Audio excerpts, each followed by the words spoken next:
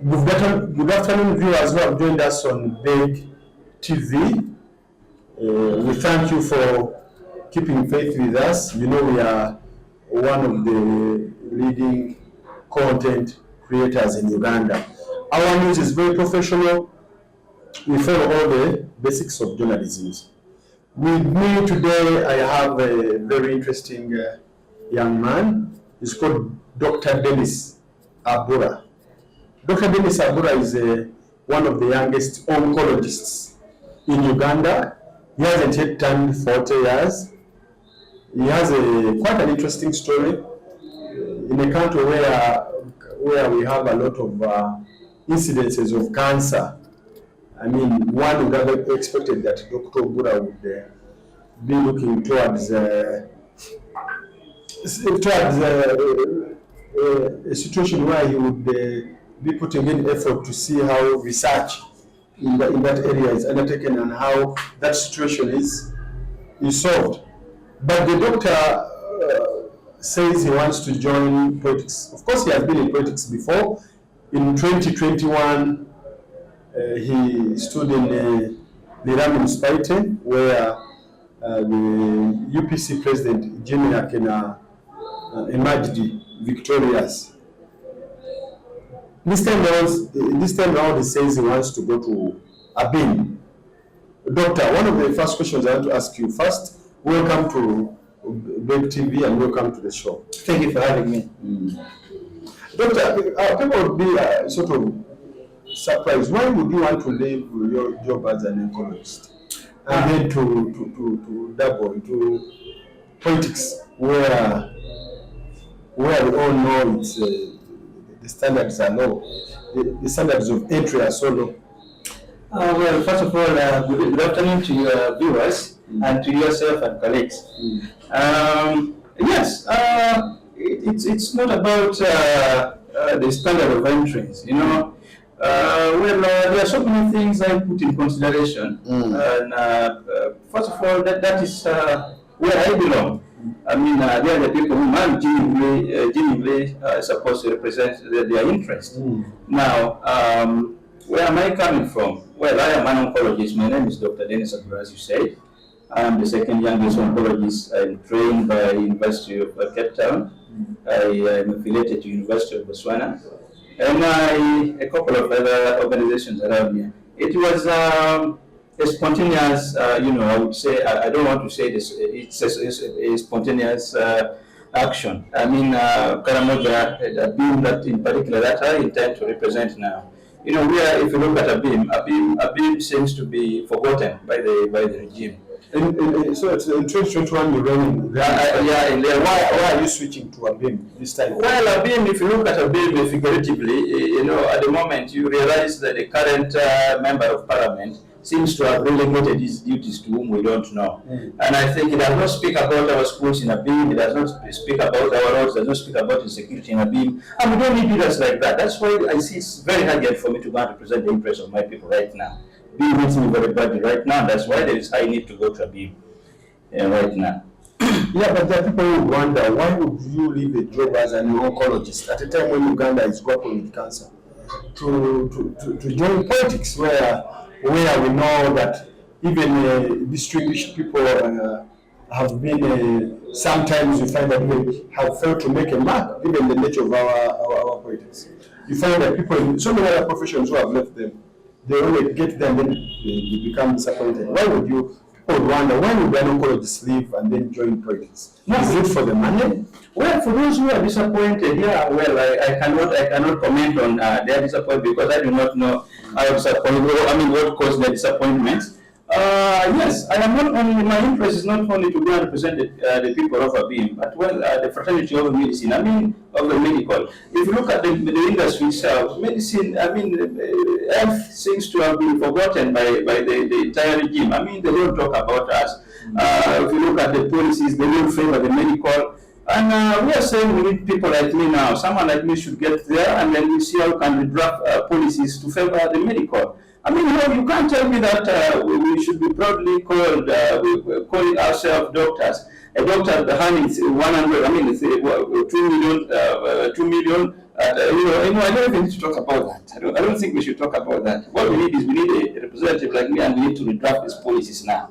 But how sure are you that with you in the House, things are going to change for the better, especially for the doctors? We have seen, it's not the first time Uganda has had MPs who are doctors and people have, but they've all failed. What makes you different? What makes you special? No. You are going to change health policy. Because a person who was informed before me failed, they should not determine that I'm going to fail. No. Don't praise the house that has not yet returned. By the way, just give me the opportunity. Like I say, the doctors who have failed in the house before should not determine that I am also going to fail. No. People also want to know under which political platform do you intend to contest? I could have dealt with, but it is also a very useless party. And why do you call it useless? I mean, if you look at the way they talk, the way they present themselves, you just realize it's also a state machinery that has just been put there, to distract the radical life opposition in parliament. So it's not a serious party that I should go for. So which party? For the moment, I'm alone, but I'm still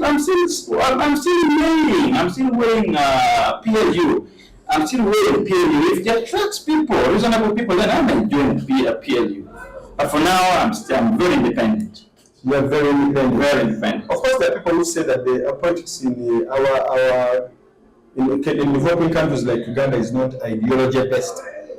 It's not issues based. Well, that is their opinion. What do you say about that? That people tend to go to where there is either there is more money or where there is more radical supporters, but people don't follow ideology when they are choosing to. Well, like you say, people say, but those are their opinions. I wouldn't speak for them. What would attract you to PLU, for example? Oh, PLU, yes. Look, for example, I mean, its leader. The so-called, I'm not yet sure whether it's his leader. I've not gone through their manifesto. I do not know their, I'm still studying their agendas. I think Muzi, the way he's subjected by some other media houses as a very unreasonable person is not true. I mean, I've personally not met Muzi, but I meet a lot of people who have met Muzi. The same way he has done this, has done that for our people, he has done that for our people, and that is a sign of progress. And we need people like that. So I think, but it gives me an impression that when I join, I need someone who is progressive. Remember, I am representing the most marginalized society in this country. That is a beam that we are talking about. Now, once we bring in someone like Moses, well, I'm not yet sure whether he's going to turn things around for us, but it would be a very good turning point for us. Why not NRM? And I am surprisingly Muslim was my role model. But I mean, the way things have turned, I mean, the man is not likable. The man, look, he has now is so much attracted to musicians. TikTok, TikTok, I mean, I don't even know. I mean, can we even talk about that? No. So, Doctor, also people want to know that besides trying to improve health policy in Uganda, what else do you intend to do for the people of Abura? I would, as an individual, yes, it would then, I have a few suggestions that I might suggest table in the House. I would encourage the government to create more jobs for our people, to create industrialization as possible, to decentralize Kampala, and I've been advocating so much about this. We decentralize industrialization and create more industries to create jobs for our people. And then we also incentivize small scale industrial what do we call it? Industrial players. Yeah, we should incentivize them to encourage them, because by doing so, they create jobs, they guarantee jobs for our people. So those are the kind of things we are looking at. Yeah. Okay. Maybe the last final question is that our politics has been so much commercialized at all levels. Contesting for MP nowadays in some areas you need not less than $1 billion. How do you intend to go about that challenge in a country? Have you amassed a war chest ready to take on your opponent in 2026? Well, they say there are many ways of skinning an elephant. I chose not to go through that viable means. Well, it has been viable for many, like you say. I chose not to go through funds, and I think I will try to sell my ideologies, and if it is good, then that is well and good for us, because the most important thing is I'm not going to make compromises, buying people, and then at the end of the day, I'm not able to, to deliver to my people. I need to be genuine with my people, honest with them. I don't have money, and I cannot buy votes. Yeah, at the end of the day, and once I win, and then I'll be able to deliver my socialist, policies to our people. Dr. Abura, thanks for spending your time to appear on Big TV. Thank you for having me.